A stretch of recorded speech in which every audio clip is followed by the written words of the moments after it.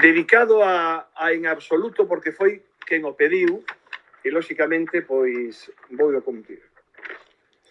Levo dende os 7 anos, e teño 72, sendo celtista. Ao longo deste tempo vin de todo, sufrín de todo e gocei de todo. Cando era novo, afectábanme enormemente os resultados do Celta. Rín, abraceime, chorei, custoume dormir e tantas cousas por ser deste sentimento e por sentir este sentimento azul celeste.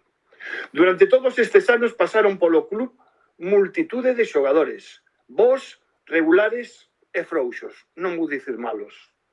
Durante este tempo vin futbolistas galegos, de Vigo e da súa comarca, de Ferrol, por exemplo, Fernández Amado, o Pepiño, de Ourense, Vicente, de Cangas, Manolo, gran capitán, de Carballiño, Rivera, Herminio, de Moaña, Lito, de Santa Uxía de Ribeira, Suco.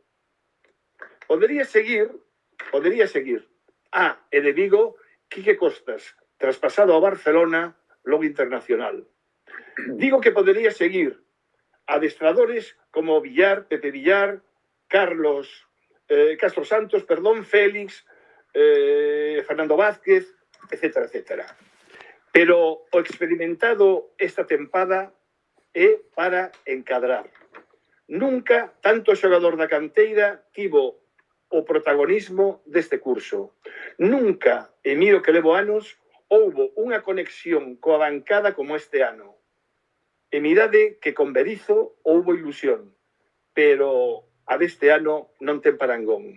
A razón, un adestrador novo, do Porriño, que levaba ben tempo nas categorías inferiores do club, Claudio Giraldez.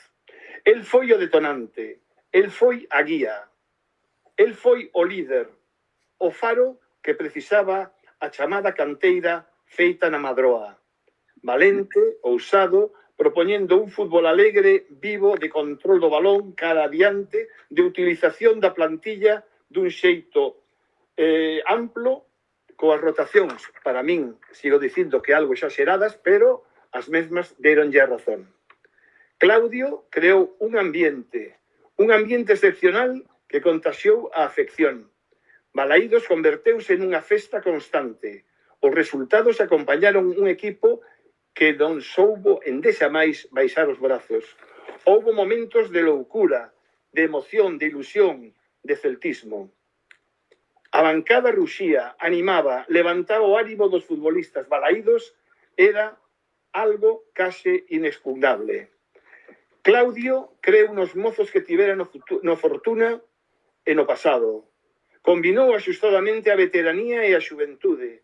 Conseguiu un equilibrio que levou un Celta deprimido dende o Chacho a Europa. Pero quero salientar algo fundamental. Para min, o máis importante pensando no futuro. Hoxe, os canteiráns saben que se progresan, poden acceder ao equipo.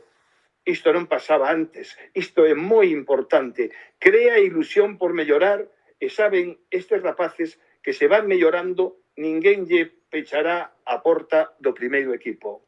Este é, ao meu ver, o maior achegamento de Claudio ao club, e non é pouco. Eu sigo sen creer demasiado na política estrutural da directiva. Só desexo de corazón que o deixen traballar, que sigan as súas directrices e que pensen máis no club caen negocios como Grupo GES, GS3, 360, etcétera, etcétera.